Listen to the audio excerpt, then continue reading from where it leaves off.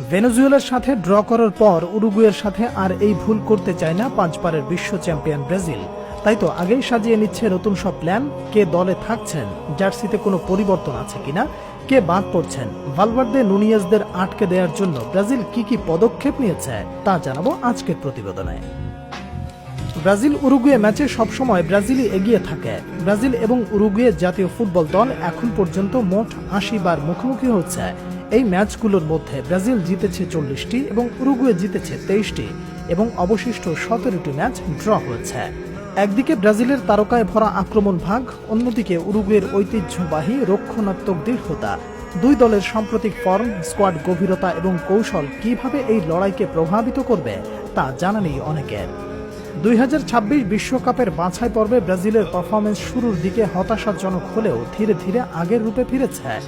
11 ম্যাচে 5টি জয়, 2টি ড্র এবং 4টি পরাজয় নিয়ে তাদের ঝুলিতে রয়েছে 17 পয়েন্ট, যা কিনা সেলেসাওদের চতুর্থ স্থানে রেখেছে। তবে এখনও তালিকার শীর্ষে থাকা আর্জেন্টিনা থেকে 5 পয়েন্ট, দ্বিতীয় স্থানে থাকা উরুগুয়ে থেকে মাত্র 2 পয়েন্ট পিছিয়ে। তাই মঙ্গলবারের ম্যাচে জয় পেলে তারা আরও শক্তিশালী অবস্থানে পৌঁছাবে।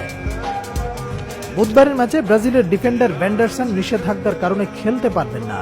গুইলহার্মে আরানা গোড়ালির চোটের জন্য দল থেকে বাদ পড়েছেন। ইগোর জেজুস ভেনেজুয়েলার বিপক্ষে নাম্বার 9-এ গোল শূন্য ছিলেন, তাই এই ম্যাচে তার দ্বিতীয় আন্তর্জাতিক গোলের জন্য মুখিয়ে থাকবেন। তার সঙ্গে ভিনিসিয়াস জুনিয়র, রাফিনহা এবং সেভিনিও আক্রমণ ভাগে দেখা যেতে পারে। চোটের কারণে ব্রাজিল দলে উল্লেখযোগ্য কিছু খেলোয়াড় অনুপস্থিত, যার মধ্যে রয়েছেন অ্যালিসন বেকার, এইডার মিলিতাও ও রদ্রিগো। ভ্যান্ডারসনের পরিবর্তে দানিলোর দলে ফেরার সম্ভাবনা রয়েছে।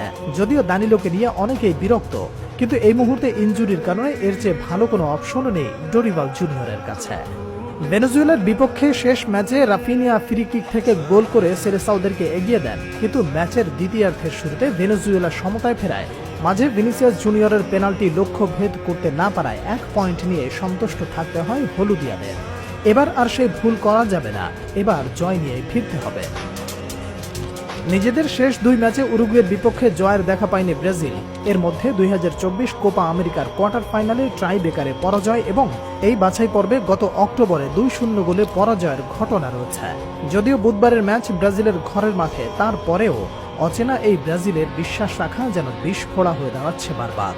ব্রাজিলের সম্ভাব্য একাদশ হতে পারে Ederson, Danilo, Marquinhos, Gabriel Magalhaes, Abner, Gerson, Bruno Guimaraes, Savinho, Raphinha, Vinicius Junior এবং সেন্টার ফরওয়ার্ড হিসেবে থাকবেন ইগার জেজুস। অন্যদিকে উরুগুয়ে তাদের শেষ ম্যাচে কলম্বিয়ার বিপক্ষে 3-2 গোলে ব্যবধানে এক নাটকীয় জয় পায়। ম্যাচের শেষ মুহূর্তে কলম্বিয়া সমতায় আনলেও যোগ করার সময়ে 11তম মিনিটে ম্যানুয়েল উগারতে গোল করে উরুগুয়েকে জয় এনে দেন।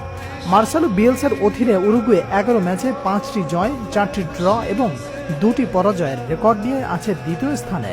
উরুগুয়ের কোচ মার্সেলো বিয়েলসা কলম্বিয়ার বিপক্ষে খেলা দল থেকে মাত্র একটি পরিবর্তন আনতে পারেন। ম্যানচেস্টার ইউনাইটেডের মিডফিল্ডার ম্যানুয়েল উগারতে শেষ ম্যাচে জয়সূচক গোল করায় তাকে শুরুর একাদশে দেখা যেতে পারে। লিভারপুলের ফরওয়ার্ড ডারউইন নুনিয়েজ আবারও আক্রমণ ভাগে নেতৃত্ব দেবেন। তার সঙ্গে প্যানাথিনাইকোসের হয়ে খেলা সাবেক ম্যানচেস্টার ইউনাইটেডের খেলোয়াড় ফাকুন্দো পেলেস্ট্রিকে দেখা যাবে।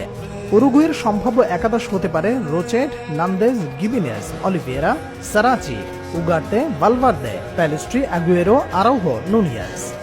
দর্শক কি মনে করেন, বর্তমান শক্তির বিচারে প্রায় সমান 2 লাতিন পরাশক্তির লড়াই কে হাসবে শেষ হাসি? বিজয়ের মালা কার গলায় পড়বে, ব্রাজিল নাকি উরুগুয়ে? কমেন্ট বক্সে জানিয়ে দিন আপনার মতামত।